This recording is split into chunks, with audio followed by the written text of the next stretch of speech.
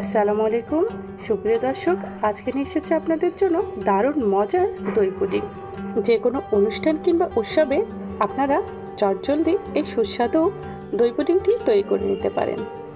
আর এই দই পুডিংটি তৈরি করা কিন্তু খুবই সহজ, জাস্ট কয়েকটি উপকরণ লাগবে, তাই খুবই দারুণ মজার দই পুডিংটি রেডি।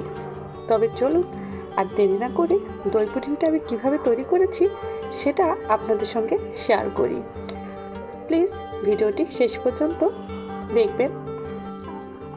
চলুন, আমি প্রথমে পুডিংয়ের জন্য যথারীতি ক্যারামেল তৈরি করে নিব। আর এজন্য দিয়ে দিচ্ছি হাফ কাপ চিনি। আর এই ক্যারামেলটা তৈরি করা কিন্তু খুবই সহজ। চিনিটাকে একটি প্যানে দিয়ে দিয়েছি এবং মিডিয়াম লো হিটে জাল করতে দিয়েছি। আর আপনি কিন্তু কিছুক্ষণ পর এরকম চিনিটা গলে ক্যারামেল হয়ে যাবে, তবে খেয়াল রাখতে হবে যেন পুড়ে না যায়। তো আমার ক্যারামেলটা রেডি। এখন আমি যে পাত্রে পুডিংটাকে বসাবো সে পাত্রে ক্যারামেলটাকে ঢেলে নিচ্ছি।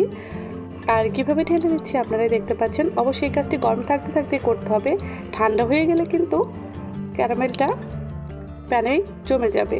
তো আমি বাটিতে সেট করে নিচ্ছি ক্যারামেলটা, ডান পাশে রেখে দিচ্ছি। এখন আমি আরেকটি বাটি নিয়েছি, বাটির মধ্যে নিয়ে নিচ্ছি হাফ কাপ পরিমাণ মিষ্টি দই। আর মিষ্টি দইটাকে খুব ভালো করে এখন ফেটিয়ে নিব। আচ্ছা, মিষ্টি দইটাকে আমার ফেটানো হয়ে গেছে। এখন এর মধ্যে দিয়ে দিব আমি ডিম। আমি এখানে 2টি ডিম ব্যবহার করছি। আপনারা যদি বড় সাইজের ডিম ব্যবহার করতে চান তাহলে একটি করলে হবে। তো ডিমটি দেওয়ার পরে এখন আমি এর মধ্যে দিয়ে দিচ্ছি সামান্য পরিমাণ লবণ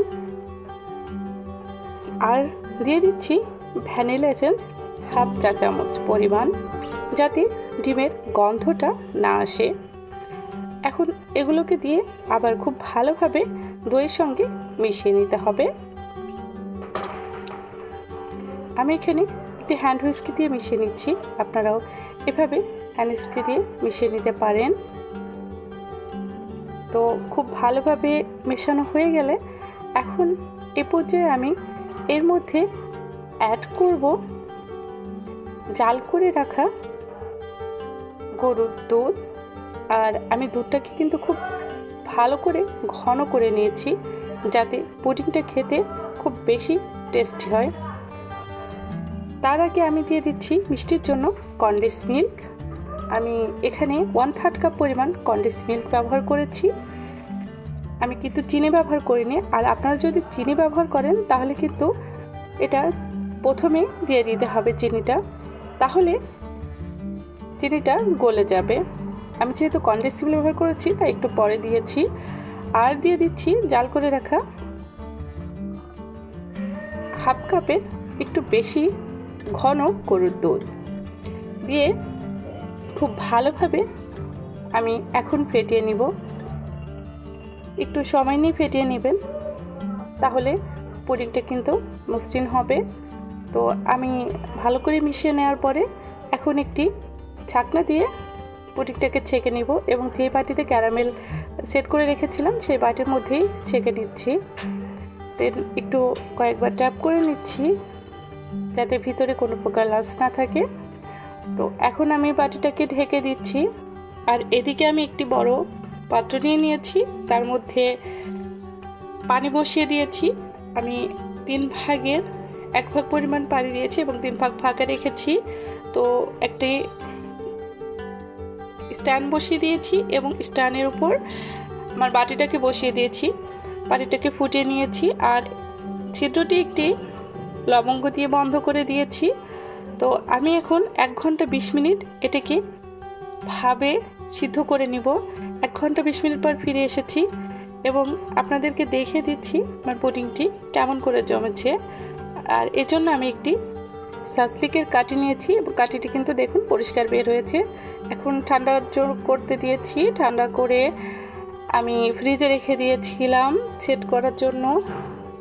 আর তারপরে আমি এখন ফ্রিজ থেকে বের করে পুডিংটাকে মোল্ড আউট করে নিচ্ছি। আর এখন আমার পুডিংটি কিন্তু এরকম হয়েছে। তো আপনারাই দেখতে পাচ্ছেন কতটা সুন্দর হয়েছে পুডিংটা, খুব সুন্দরভাবে কিন্তু জমে গেছে। আর পুডিংটা খেতে কিন্তু এত টেস্টি হয়েছিল, আপনারা একবার যদি এই পুডিংটা তৈরি করেন তাহলে কিন্তু বারবার এই পুডিংটাই তৈরি করে খেতে মন চাইবে। তো আমার পুডিংটা রেডি। আপনারা কিন্তু বাচ্চাদের টিফিনের জন্য পুডিংটা তৈরি করে দিতে পারেন খুব সহজেই। এই দই পুডিংটা কিন্তু খুবই টেস্টি। তো এতক্ষণ আমার সঙ্গে থাকার জন্য আপনাদেরকে অসংখ্য ধন্যবাদ। আর আপনাদেরকে আমি একটু কেটে দেখাচ্ছি আমার পুডিংটা ভেতরটা কেমন হয়েছে।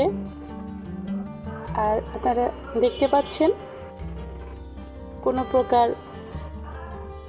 লাঞ্চ নেই, একেবারে মসৃণ হয়েছে। তো আপনাদেরকে আমার এই রেসিপিটি দেখার জন্য অসংখ্য ধন্যবাদ এবং শেষ পর্যন্ত আমার সঙ্গে থাকার জন্য।